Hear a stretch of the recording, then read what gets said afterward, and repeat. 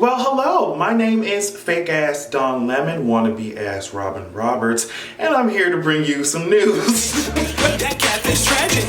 Online savage, real life average. You already know what I'm gonna say. Make sure that you're going over to patreon.com/AdrianExpression, checking everything out there. Earlier this week, I released another episode of the Expression Podcast, and you already know on Tuesday coming up, I'm gonna release another one. So just get into it, check it out, let me know what you think. I wanted to start out today's video with something I feel like we could all relate to. This is Issa Rae. I don't know if somebody can check on her, see if anything's going on, but she, in the middle of laughing my ass off, as you can see, she tweeted here, "I need therapy," and I don't know a better way to describe how we're all feeling right now. Therapy is healthy in general, but just the pressure that we're underneath, we need to have like offices on the corner of every street. Many things happened. Dolly Parton angered a whole lot of people because she said, do y'all think that our white asses is the only ones that matter? Of course Black Lives Matter.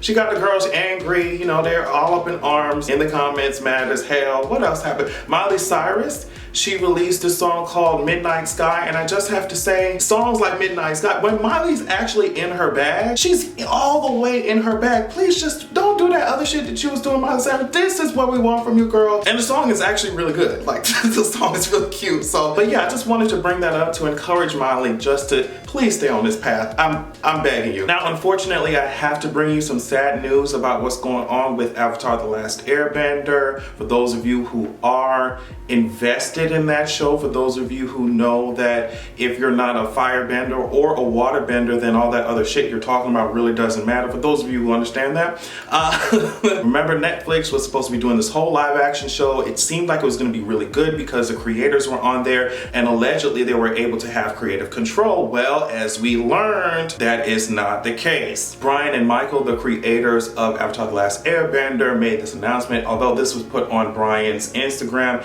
and they basically said, I'm just gonna paraphrase here, they said that Netflix is out here being dumb as fuck. That's what they said.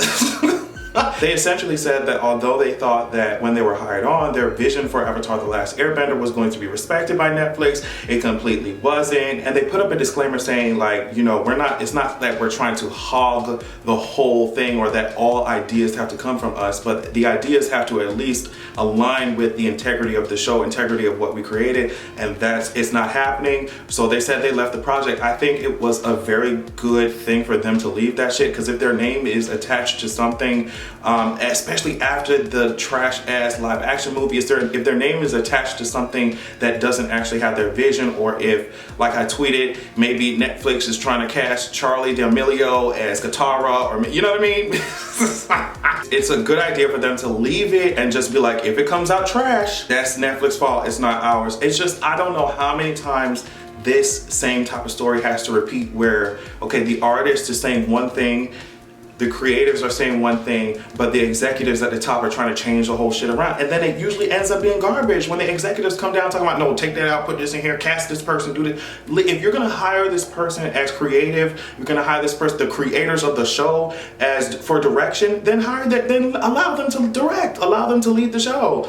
But y'all, they never learn. They never learn until somebody else, I don't know if they can sell this shit. Somebody else picked this shit up. Somebody else, I was looking forward to this shit so must somebody get it? HBO? Somebody! Let's move into more political sides of things. Before I talk about USPS and everything that's going on there, I wanted to discuss Kanye West. And the reason I do, I've been talking about his ass a lot. It's just at this point, is my mouth not getting dry talking about the same thing?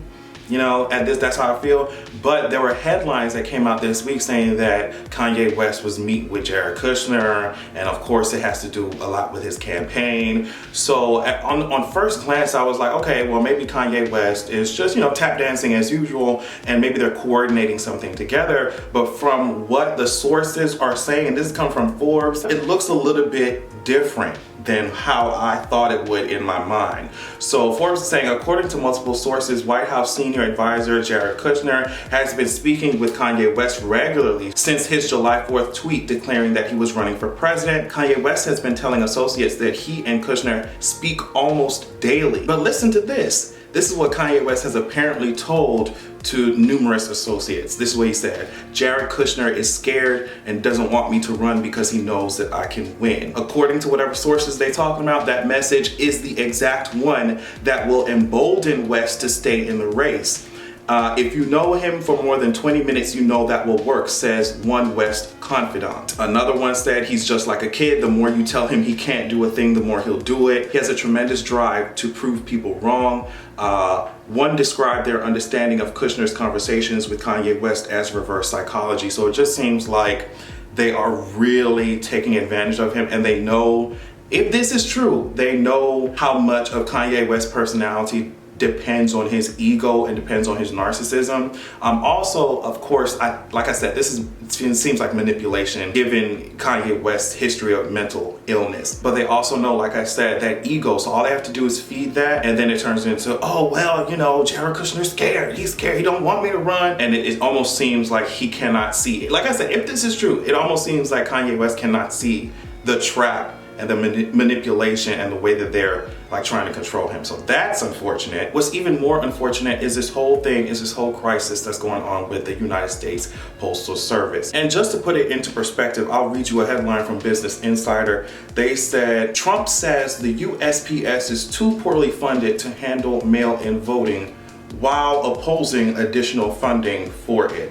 Now, before I get further into this, there are some people who are saying, well, you know, overall mail has decreased and other institutions are losing money too, so USPS is downsizing because everyone is downsizing, because mail in general is downsizing. But like, we have to really keep in mind the facts, okay? So I want us all to say hello to Louis DeJoy. Now, Trump appointed this man to be Postmaster General, and the very interesting thing is that he and his wife, I think, hold millions and millions of dollars in companies that are direct competition to USPS, like point blank. So CNN says, outside experts who spoke to CNN were shocked that ethics officials at the Postal Service approved this arrangement, which allows DeJoy to keep at least $30 million in XPO holdings. And I heard reports that he's shifting people around, firing people. You have somebody, like I said, who is invested in the direct opposition,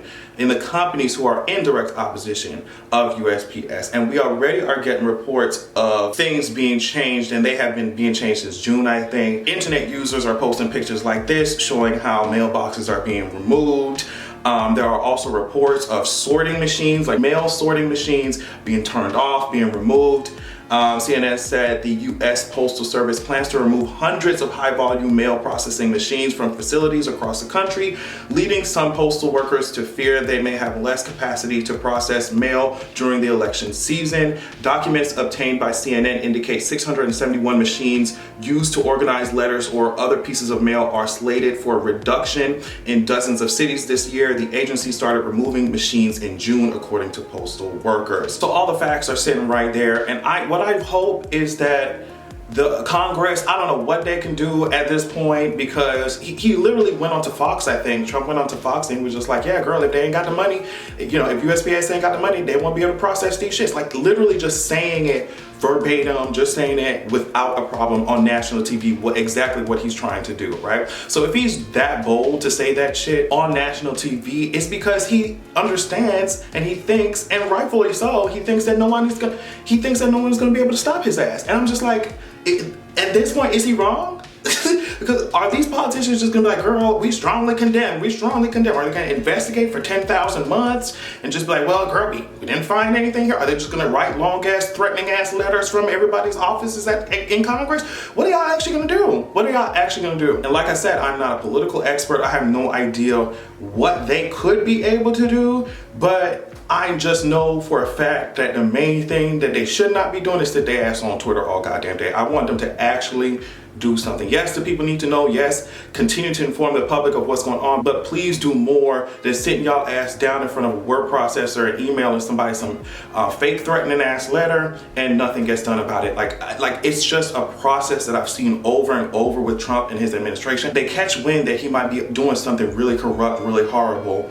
Evidence comes out, everybody sits their ass down. Then Trump literally says, hey, guess what? I am doing the things that y'all think I'm doing, and there's nothing that you can do to stop me, bitch, and you can be pressed if you want to be pressed, but I'm gonna keep doing it. Everyone gets mad for a couple of weeks, and he gets away with this shit. And then we circle back around to something else that he's trying to get away with. It's like, do you not see the gradual degradation, sis? Get y'all shit together. Get your shit together. And this is why I always say, yes, voting in certain aspects is significant, but to act like voting is going to solve all these issues when there is literally inherently there's a problem with the system. There's a problem with what people are allowed to get the fuck away with. There's a larger picture to talk about, and I think a lot of times we miss that. We don't discuss it. They're literally supervillains, and I don't want to give them too much, so I'll say that they are supervillains in a children's book and a children's story, because ain't no way a regular intelligent supervillain would get up there and tell you, hey, guess what? This is my whole plan. I guess some of them did give unnecessary ass monologues. But see, that's in children's shit. I remember Dr. Draken used to do that shit, just gloat and brag, and then Kim Possible got the whole plan. But the thing is, Kim Possible actually got her ass up and did something about that shit. You see what I'm saying?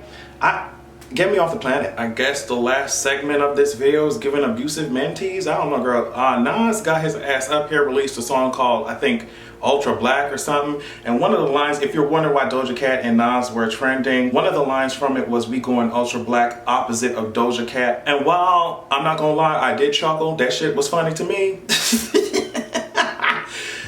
While that shit was funny, girl. That shit was funny. It's just, for me, if you're gonna be shady like that, I just want another person to do it, right? If we're gonna, throw jabs and throw shade, one-liners like that, let another person do it. Because at this point, I'm not interested in hearing anything from Nas, especially when the girls are saying that your ass used to be on Khalees. It's just like, not really interested. I don't want to hear anything that nigga has to say, honestly. So that's that one nigga. And then Cuba Gooding Jr, girl. So listen to this. You remember there are at least 22 women accusing him of sexual misconduct. In October, he pled not guilty to 6 counts of sexual abuse. But on Thursday, him and his lawyers, they showed up for a preliminary hearing for the trial in Manhattan. And his attorney argued that women with small breasts are delusional. That's what he said. And this is to defend yourself, defend your client against these allegations. And your defense is, hey, guess what? Those of y'all on the itty bitty titty committee, you don't have a strong grasp on reality. And the way that he tried to, use evidence for this argument was actually pretty disgusting. The attorney, Peter, I'm not even gonna try and pronounce his last name, Peter, raised this because one of Gooding's accusers once blogged about women's self-esteem and body issues. It seems he used her words as a jumping off point for his theory. So it is actually, there's so many levels of analysis that could happen with this shit. I'm not even gonna do it, but what I'm saying is, like, when women don't speak about their issues or about the societal problems, systemic issues that bother them, a lot of people come out and say, or their assault, a lot of people come out and say, well, girl, you should have spoke up, you should have said something, we didn't even know that y'all go through this shit. That's when they don't speak up. But when they do speak up, they have their words used against them in this way. Like, I cannot imagine, first of all, blogging about an experience or talking about an experience that you have, that other women have as well, that you have with self-esteem, body image, body issues, and someone saying, oh, well, you know what, girl, you're giving me very much flat-chested, and that's why your ass don't really understand what's going on. You're insecure and you're delusional, and so we're going to relate that to this case. I don't know, girl. Like I said, this was at the preliminary hearing. I saw headlines. It was just like all over the place. I don't know how well this shit will actually work in trial. That shit sounds really stupid. It seems like it would backfire if they ever try that shit. But yeah, girl, that's all the news that I have for you today. Make sure that you enjoy your motherfucking weekend. It's been a lot of chaos. Like, it's just been so hard, at least for me, to focus on shit, getting things done, keeping my mind away from the bullshit. But yeah, I'm gonna use this weekend, I'm gonna relax, y'all, and I think that y'all should do the same, okay? But thank you so much for watching. Like I said, make sure you check out patreon.com/AdrianExpression for even more goodies. I love you all so much, and make sure that you have a good goddamn evening.